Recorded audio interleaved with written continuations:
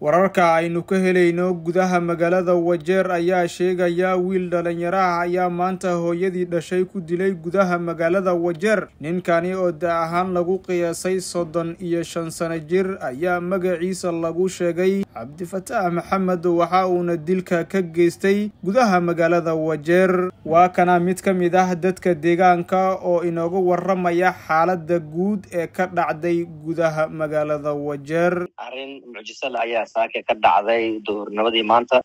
waa markii ugu horeysay Wajeer arrin noocan camal ay ka dhacdo wiil madaxa loogu jiray oo hadda ko arrin noocan camal ku suubiyay qaf shacab dawladda ay xirtay ay maamada ka soo deysay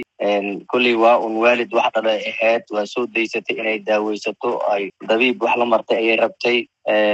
lacag aruurin waxba ay u gashay marka dambena wuxuu ilaahay qadiray in maamadii in uu wiilkii hooyadiisa gacantiisa ku dilo. walaalow arrintii da'aas ka danka imaanay waa la soo duugay maamadii maadaama wiilkii ay dhashay uu gacantiisa ku dilay hooyo kulliba meyd wuxuu u sii yaalo waa qalad ay ahayd marka la soo aasay ummadii islaamka isugu tagtay marka alxamdulillah marka walaalow aaska dal laga imaaday arrintii saas bay u dhacday xaafadu dilka ka dhacay waa xaafad ahaan waa xaafada Bulaacal Macow. walaalow ninkii horta fariic dil u baxsaday asoo in la dilo halis ku jirto xaaladiisa shacabkiina ay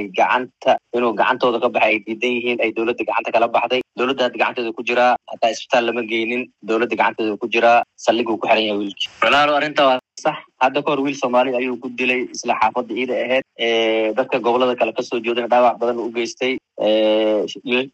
ليك وجيست وابطناين مركب دولة مرة جعنتي كويسي مركب والدكم بعد لك بحسن ويسود ديستي أرنت مركب أرنت إلهي حقيقة كسرعتي أهد مركب تي باشيلكم بعد ما تكدعي مجال ذا إلهي توصل بصدي هو يزنو جعنتي زود